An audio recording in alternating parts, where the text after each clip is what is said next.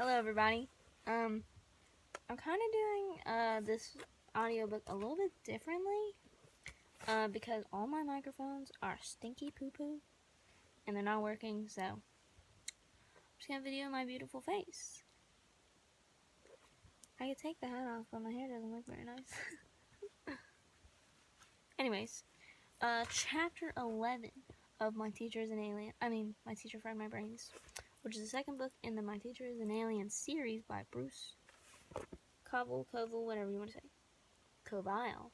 I don't know, okay? Anyways, it's called Zap. Look, I have this.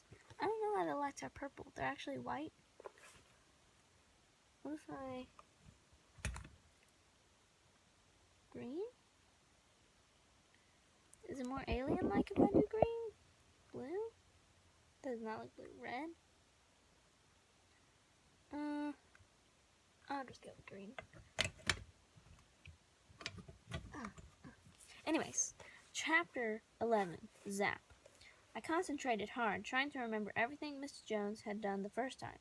After all, I sure didn't want to put the machine in reverse and make myself dumber. Finally, I was ready. Leaning one hand on the table next to the generator, I took the crank in my other hand and began to turn it. Slowly at first, then faster and faster. For a moment, nothing seemed to happen. Then I felt a familiar sensation, as if a breeze were ruffling my hair. I turned the crank a little faster. My hair stood up. The ants started to crawl around inside my head. I could almost feel myself getting smarter. Now I started to really crank. "Come on, machine," I whispered. "Come on, baby, do your stuff. Make me the next Einstein." Sparks of lightning began to flash through my head. Color seemed to flicker around me. My hand was a blur as it turned the generator's crank faster and faster. "Poot!" cried the slug thing in alarm.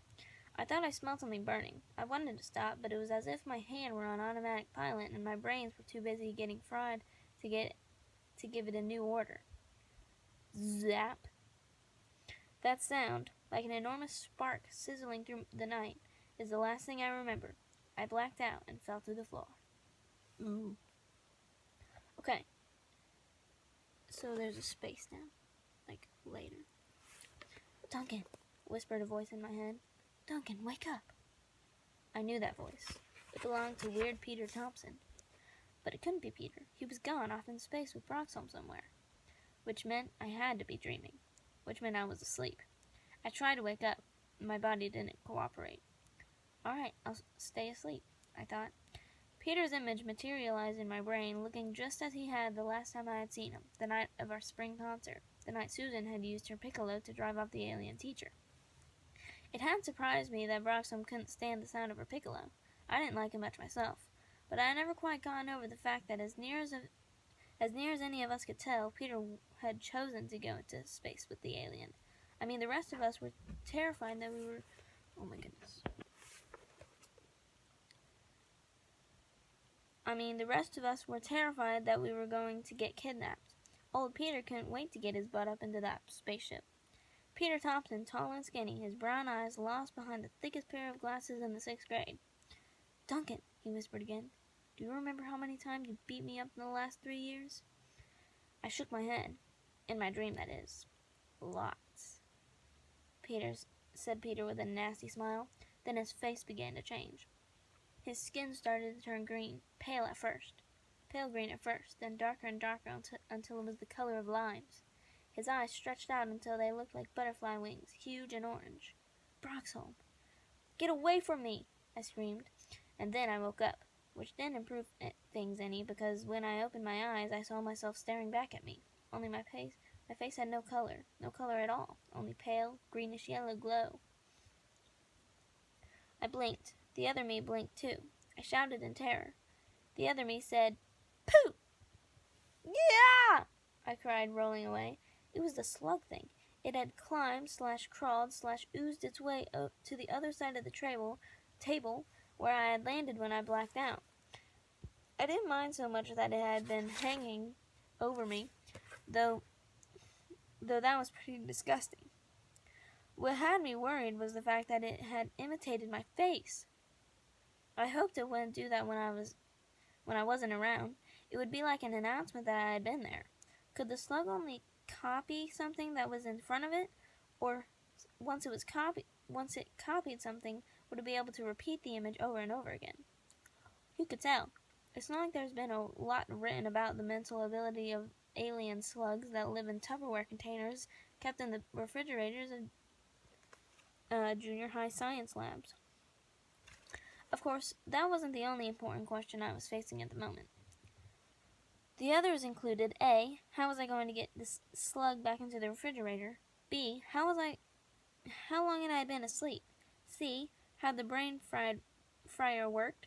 And D. If it had worked, just how smart was I? And E.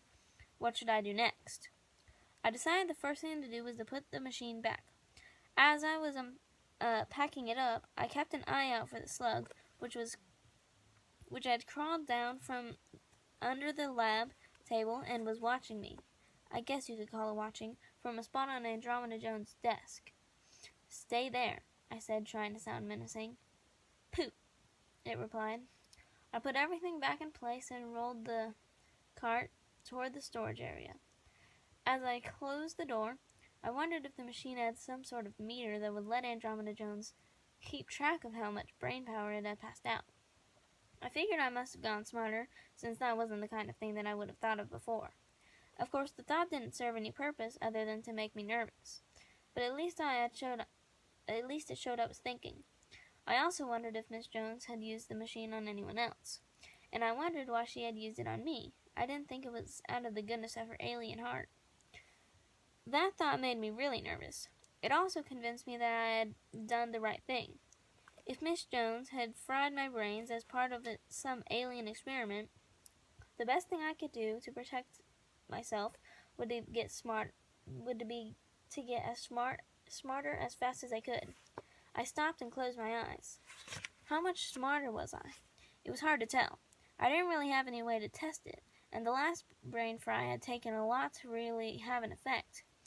I did feel a tingling in my skull. Maybe the machine had stimulated my brain so that it was growing new synapses or something. I blinked. Why in the world did I know a word like synapses? Or synapses? I don't know. I'm not a scientist. Must be the brain fryer had worked after all. Except I couldn't figure out where I had found the word to begin with. Was the new thing putting new information into my head, like those subliminal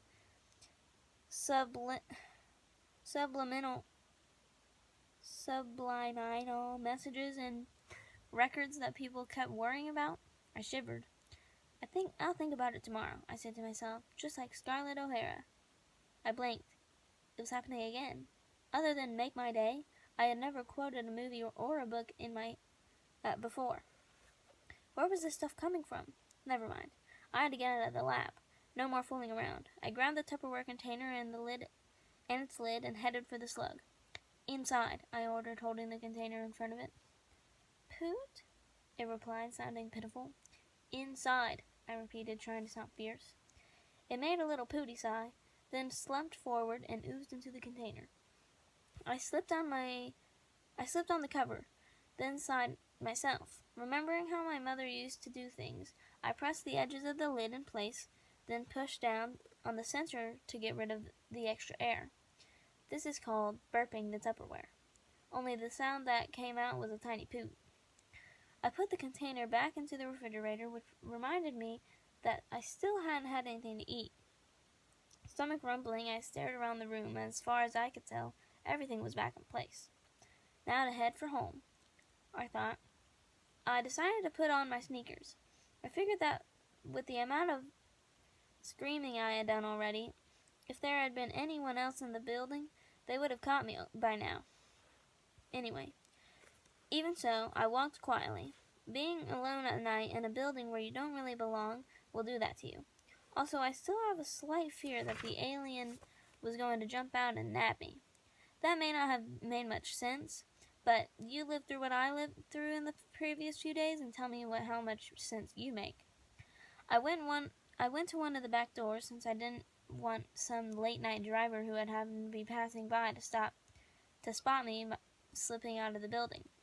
The moon had disappeared behind a cloud, Its absence made the sky darker and the stars brighter. I looked up into the darkness and wondered which of those points of light Andromeda Jones called home. As I stood there staring into the night, I suddenly remembered that there was a constellation called Andromeda. Was that where she had gotten her fake human name? Pretty nervy of her. Of course, it was pretty odd for me to remember the name of any constellation, but I barely noticed the fact. I guess I was already getting used to being smarter. I walked around the school. The grass was soaked with dew, and so were my sneakers by the time I got to the front of the building. I could hear crickets singing in the distance. I liked being out in the night. The time is quiet and private. You can feel more like yourself than you do in the daylight. I heard the town clock begin to chime, 2 hours past midnight. I figured I had better get moving. I had only walked a couple of blocks when a car pulled up beside me and a deep voice said, "Get in, Duncan." What's gonna happen? Yeah. Chapter 12 might be coming out soon. I don't know how much time I have. Anyways, hope you enjoyed. Make sure to like and subscribe. Oh, and request books in the comments.